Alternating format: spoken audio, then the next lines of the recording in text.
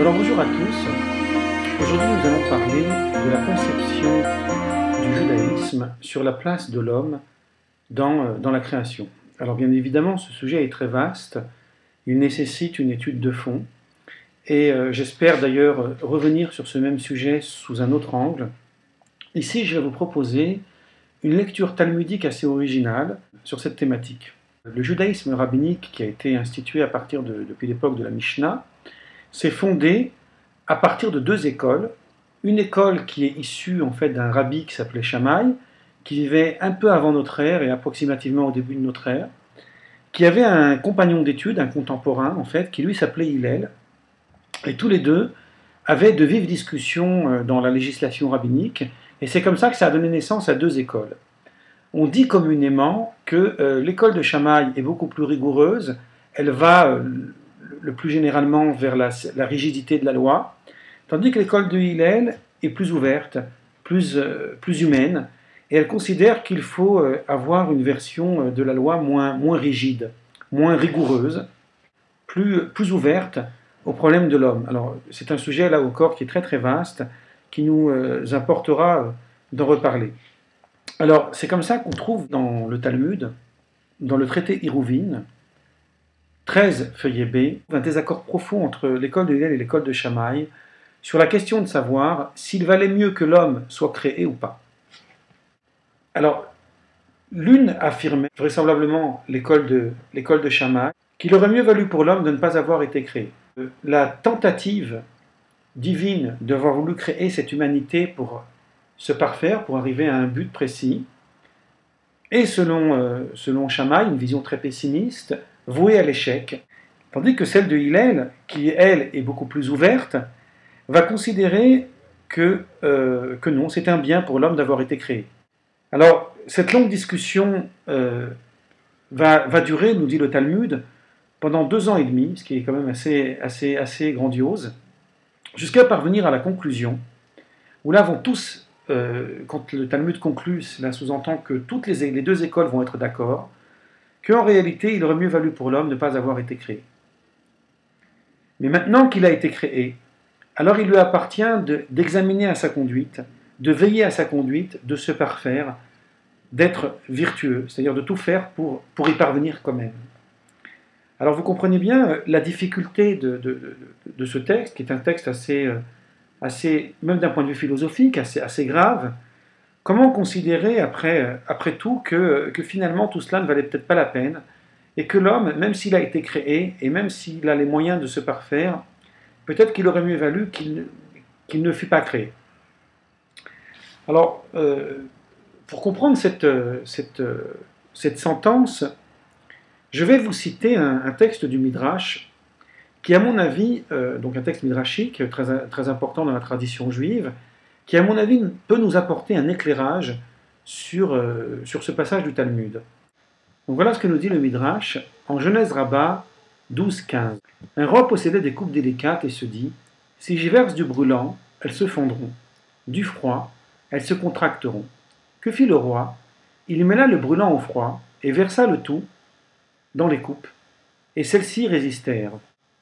C'est ce que dit le Saint béni soit-il. Si je crée le monde avec l'attribut de mansuétude, les crimes seront nombreux. Et si c'est avec l'attribut de rigueur que je le crée, comment pourra-t-il subsister? Je vais donc le créer à la fois avec l'attribut de mansuétude et avec celui de la rigueur. Puisse-t-il ainsi subsister? Ce texte, en réalité, nous dit la chose suivante.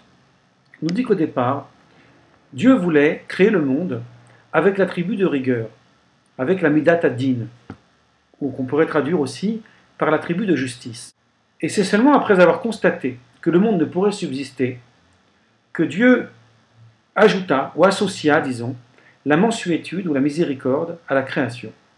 Ce texte du Midrash va s'appuyer sur un verset en Genèse 2,4 qui nous dit « Voici les origines des cieux et de la terre, lorsqu'il les créa, le jour où furent faits par l'Éternel Dieu, donc Yahvé Elohim. » Pour la tradition midrashique et aussi mystique, Elohim, le nom de Dieu dit pluriel, qui est employé au début de la création dans le récit de la Genèse, appelle en réalité la rigueur, la justice. Tandis que le nom Yahvé, le tétragramme, est un nom qui rappelle la miséricorde, la mansuétude. On viendrait en fin de compte ici signifier que la mansuétude elle a quelque chose de supérieur à la rigueur, puisqu'elle vient apporter une vision plus ample, moins rigide. C'est la raison pour laquelle au début de la création, le tétragramme n'apparaît pas, et que c'est uniquement à la fin de la création, en Genèse 2.4, que là on voit apparaître le nom, le tétragramme. Pourquoi? Pour signifier justement que c'est par le fait que Dieu a associé sa miséricorde à la création que la création a pu subsister. Alors là aussi, nous pouvons nous poser la même question. Comment Dieu peut-il douter en fait de sa création, au point d'abord de vouloir la créer avec l'attribut de rigueur et uniquement avec l'attribut de digne et de justice, pour ensuite changer d'avis ou en tous les cas modifier son opinion et se rendre compte après coup que c'est peut-être pas l'idéal et peut-être que ce qu'il faudrait, c'est plutôt que de le créer avec cet attribut de justice, peut-être ce qu'il faudrait, c'est aussi mêler la miséricorde, la mansuétude et la générosité. Donc cette même question, en fait, va nous permettre de comprendre le questionnement des sages sur l'utilité ou sur la raison d'être de la création de l'homme. Alors je vais vous proposer, pour répondre à cette question, une lecture talmudique originale. Alors vous allez me dire, on a déjà bien parlé du Talmud, effectivement, mais mon étude se fonde sur un texte du Talmud que je trouve extrêmement intéressant, à la fois d'un point de vue narratif, mais surtout dans la philosophie qui se dégage de ce récit. Alors, je vais vous lire ce récit qui se trouve dans le traité Shabbat 89 Yébé, à partir des Haggadot du Talmud des éditions Verdier, puisque j'ai sous la main la traduction. Donc voilà ce que nous lisons. Dans le monde à venir, le Saint béni soit-il, donc Dieu, dira à Abraham, « Tes enfants ont péché ». Alors quand on parle ici du monde à venir, on veut signifier à la fin des temps. Il faut imaginer une métaphore, que le monde va vers un but précis, et qu'une fois qu'il y aura la finalité de l'histoire, on est vraiment à la fin de l'histoire humaine, là, à ce moment-là, Dieu essaye de voir si finalement il a bien fait d'avoir créé le monde, ou si peut-être il a raté son projet. Est-ce que l'homme il a bien contribué à ce que Dieu attendait de lui, ou bien peut-être l'inverse, il s'est peut-être fourvoyé. Et c'est la raison pour laquelle le Talmud nous dit qu'à ce moment-là, le Saint béni soit-il va se rendre compte que les enfants d'Israël, bien sûr quand on parle ici des enfants d'Israël, il faut aussi le voir au sens large, disons l'humanité, mais ici on parle conjoncturellement aux enfants d'Israël, puisque ce sont les descendants d'Abraham, Isaac et de Jacob, et que ce récit va mettre en scène les trois patriarches. Donc le Saint béni soit-il va dire à Abraham, tes enfants ont péché, ils ont fauté, ils n'ont pas tenu ma parole, finalement ça a été un échec. Abraham va dire à Dieu, Maître du monde, qu'il soit anéanti pour la sanctification de ton nom. C'est sans appel, Abraham a le mérite là d'être clair, ben c'est trop tard, il fallait se réveiller avant, allez hop, on remballe. Alors le Seigneur se dira, je vais en parler à Jacob, qui eut bien des déboires avec l'éducation de ses enfants, peut-être demandera-t-il miséricorde pour eux. C'est intéressant parce qu'ici on se rend compte que c'est Dieu qui attend que ce soit l'homme en fait qui l'interpelle. On le voit par exemple avec l'épisode de Sodome et Gomorrhe, où c'est Abraham qui interpelle Dieu pour lui demander de ne pas mener à bien son projet de destruction. Au moment du Vaudor aussi, on voit bien que c'est Moïse qui interpelle Dieu pour ne pas qu'il accomplisse son projet de destruction à l'endroit du peuple d'Israël qui vient d'accomplir le Vaudor. Et là aussi, Dieu, comme à son habitude, attend de l'homme en fait qu'il interpelle pour lui donner matière en fait à ne pas mener à bien son projet. Je trouve cette idée extrêmement intéressante qui met vraiment en relation une association d'égalité sur un même piédestal, Dieu et l'homme dans le projet de création. Et donc il va en parler à Jacob, mais Jacob il ne va pas être plus compatissant que son grand-père, et il va dire, tes enfants ont péché, maître du monde, qu'ils soient anéantis pour la sanctification de ton nom. Le Seigneur se dira, si les vieux n'ont pas de sagesse et que les enfants n'ont pas de jugement, je vais aller en parler à Isaac. Isaac c'est le fils intermédiaire, lui peut-être qu'il aura quelque chose à dire. Tes enfants ont péché, lui dit Dieu. Isaac lui répondra, maître du monde. Est-ce que ce sont uniquement mes fils? Ne sont-ils pas aussi les tiens? Lorsqu'ils t'ont assuré, nous le ferons et nous écouterons. Ici, ça fait allusion en fait au moment de la révélation de la Torah. On pourrait le dire de cette façon-là. Lorsque les enfants d'Israël se sont soumis en fait à ta loi au moment du Sinaï, au moment de la révélation, toi-même tu les as appelés Israël, mon fils, mon aîné. Et à présent, ce serait seulement mes fils et pas les tiens. C'est seulement quand ça t'intéresse, Dieu, que ce sont tes enfants. Je dirais même plus, ajoute Isaac. Combien de temps ont-ils péché? Voyons voir, faisons un calcul. Combien d'années dure la vie de l'homme? Alors, d'après le psalmiste, le verset nous dit que la vie de l'homme, elle dure proportionnellement, disons, environ 70 ans. On sait que, tel qu'il est dit dans le Nombre 14-29, que la Torah commence à juger à partir de 20 ans. Donc si on enlève les 20 premières années, il reste 50 ans.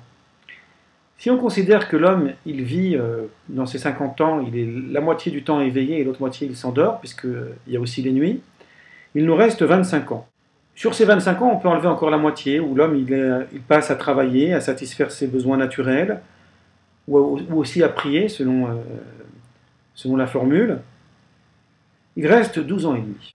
Qu'est-ce que c'est finalement 12 ans et demi? C'est pas grand-chose. Donc Isaac va dire à Dieu, si tu veux bien emporter la charge entière, tant mieux.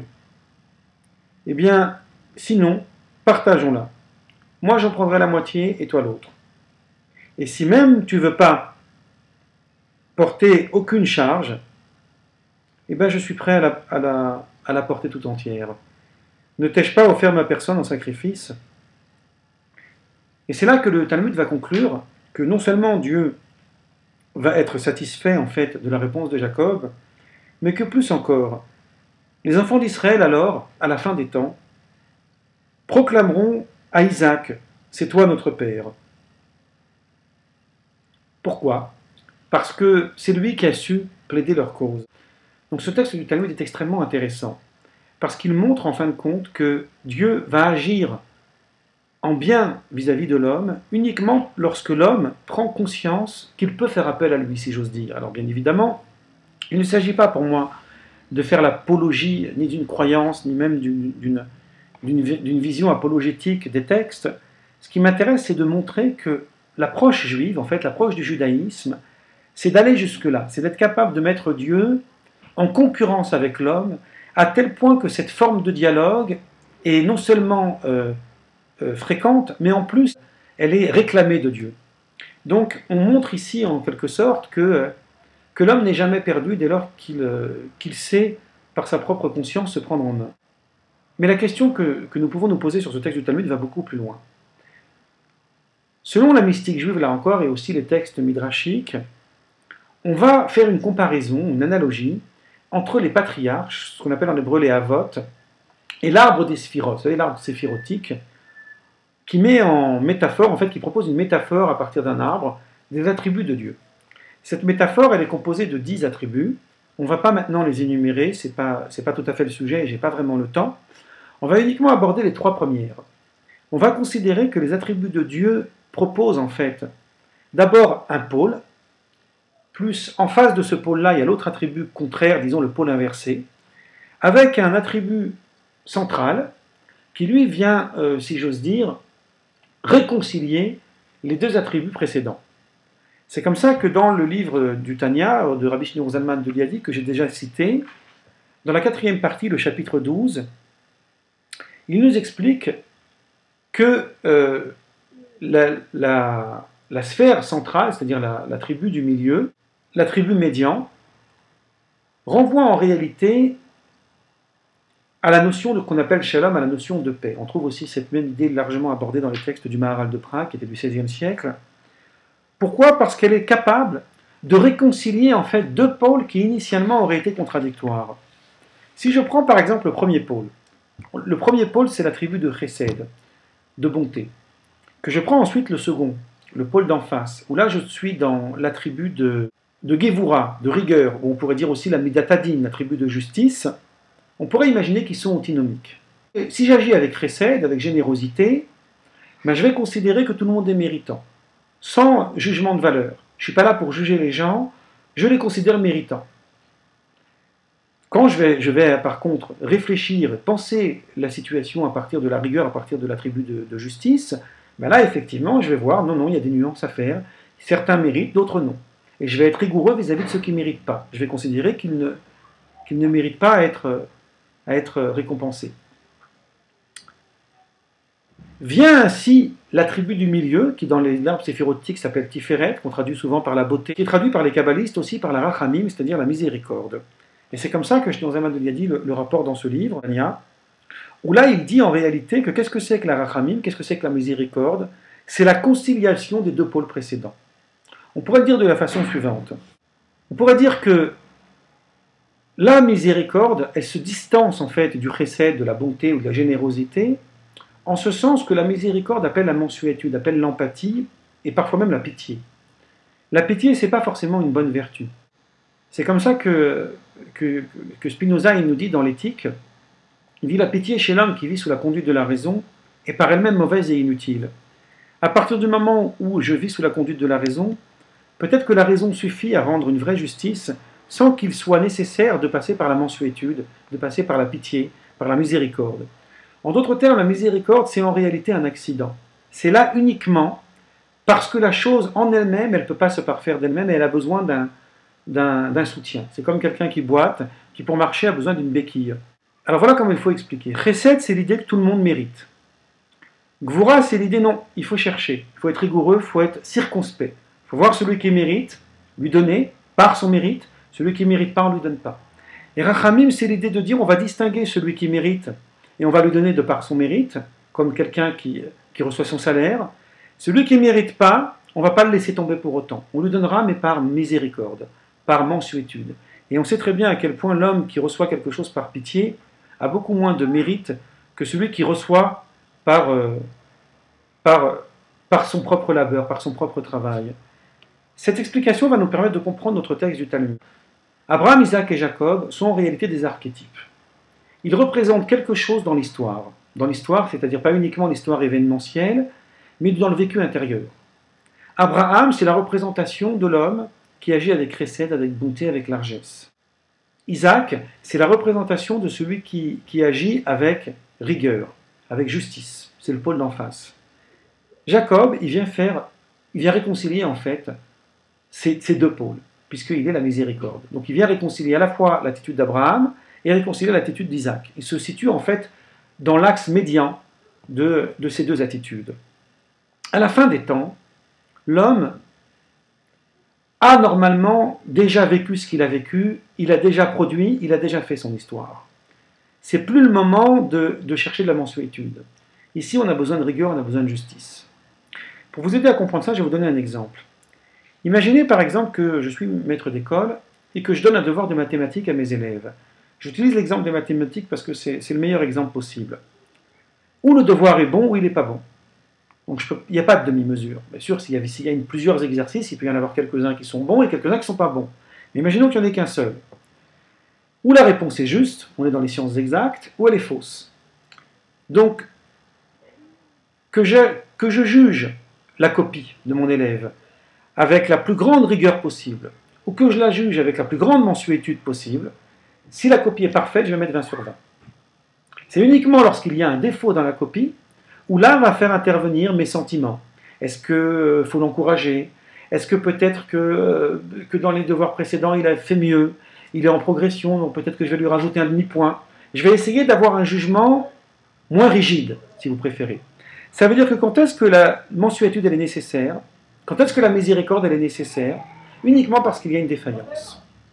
C'est la raison pour laquelle Dieu, au départ, voulait créer le monde avec l'attribut de justice. Donc, d'abord, le monde, il est créé par la justice. C'est uniquement en cas de défaillance, en cas d'accident, où il y a ce que je pourrais appeler, dans le sens humoristique, un plan B. Le plan B, c'est la miséricorde. Donc, c'est pour ça que Dieu va l'associer uniquement à la fin. Parce que la vraie largesse divine, si j'ose dire, pour le judaïsme, même la vraie dimension d'amour, c'est lorsqu'elle pratique la justice. Comme dit Spinoza, que j'ai cité tout à l'heure, quelqu'un qui vit sous la conduite de la raison, normalement, il est tranquille. Il est sauvé, si j'ose dire. Donc c'est uniquement parce qu'il y a défaillance que c'est nécessaire. Donc lorsqu'on arrive à la fin des temps, et que Dieu va voir Abraham, qui lui, son rôle est d'appliquer la générosité, c'est-à-dire d'inclure tout le monde, ben là, il ne peut plus rien faire. Parce que maintenant, on est à la fin de l'histoire, c'est le moment du verdict. Comment, au moment du verdict, Abraham peut-il encore dire à Dieu, ben, c'est pas grave, associe la bonté. Si j'associe la bonté, ça veut dire que j'ai raté la création. C'est-à-dire que je suis passé à côté de l'histoire. Et la même chose lorsqu'il va voir Jacques et Jacob. La miséricorde ne peut rien à ce moment-là. C'est uniquement lorsqu'il va voir Isaac, que Isaac, c'est l'attribut de la rigueur, l'attribut donc de la justice, qui lui va ne va pas uniquement se contenter de faire appel à la mansuétude de Dieu ou à sa gentillesse, il va au contraire s'appliquer à la rigueur. Il va réfléchir avec Dieu comment, si on constate la vie de l'homme dans son ensemble, la représentativité de ses fautes, c'est finalement pas grand-chose par rapport à la vie humaine. Et c'est uniquement à partir de ce jugement, qui est un jugement complètement, profondément relié à la justice, qu'il va plaider la cause du peuple d'Israël. C'est pour ça que Isaac, il est le seul qui peut ici dire son avis, qui peut ici donner son avis. Et cet épisode du Talmud va bien sûr nous aider à comprendre la réflexion qu'il y a entre Hillel et Shammai. Shammai, c'est la tribu de rigueur, c'est la tribu de justice. C'est la raison pour laquelle, je vous l'ai dit au départ, il est plus sévère dans sa loi, plus rigide. Tandis que Hillel, lui, c'est la tribu de mansuétude, c'est la tribu de miséricorde, de largesse. Alors lorsque on parle dans la conjoncture du temps, dans la difficulté, dans la défaillance, alors il faut être tranché comme Hillel, c'est pour ça que la loi est comme Hillel de nos jours. Elle a été tranchée comme Hillel dans le judaïsme. Parce que Hillel fait appel à la mansuétude, il fait appel à tout un paramètre de choses qui ne sont pas forcément rigoureuses. Pourquoi? Parce qu'il faut d'abord plaider la cause de l'homme. Mais lorsqu'on arrive à la fin de l'histoire humaine, Hillel ne peut plus plaider la cause de l'homme. Shammai, c'est l'inverse. Lui, il regarde l'homme tel qu'il est initialement, c'est-à-dire dans son potentiel. Et potentiellement, l'homme doit parvenir à la justice. Et comme c'est impossible qu'il y parvienne seul, qu'il a besoin de cette béquille, si j'ose dire, qui est la mansuétude, alors il aurait mieux valu que l'homme ne soit pas créé. Maintenant, si on veut regarder l'homme à partir de la fin, de sa finalité, alors les deux, à la fois Hillel et à la fois Shammai, vont être d'accord qu'il aurait mieux valu que l'homme ne soit pas créé. Mais néanmoins, si Dieu nous a permis de faire ce chemin, en fait, qui nous a été donné de faire, avec la tribu de mansuétude et de rachamim et de miséricorde, c'est parce que justement, ça aussi, ça peut nous aider à consolider notre rigueur pour arriver à cette perfection relative, comme je le dis avant, qui a été donnée à l'homme d'atteindre. C'est la raison pour laquelle, y compris à la fin, lorsque et l'école de Hillel et l'école de Shammai vont tous les deux reconnaître qu'il aurait mieux valu que l'homme ne soit pas créé, ils vont finalement conclure, mais quand même, une fois qu'il est créé, allez, jetons-nous dans la bataille et dans l'aventure et essayons de faire en sorte que la finalité de cette histoire soit de la meilleure façon possible. En d'autres termes, et dans un sens plus moral et moins religieux, moins chargé de croyances, je dirais la chose d'une façon très simple. Ce qui compte en fin de compte pour l'homme, c'est pas de savoir s'il fait des fautes ou s'il ne commet pas des fautes, s'il fait des erreurs ou s'il n'en fait pas. Ce qui compte, c'est de faire en sorte que, tant que l'occasion lui est donnée de poursuivre sa vie et de répandre autour de lui le bien et la justice, alors charge à lui de faire en sorte que son attitude soit non seulement la meilleure possible, mais que même à l'intérieur de lui-même, il parvienne au niveau le plus élevé qu'il lui a été possible d'atteindre. Voilà, c'est une sorte d'espérance, difficile à atteindre, mais peut-être en y essayant, pourquoi pas. Donc voilà, je vous remercie pour votre attention et je vous dis à une prochaine fois.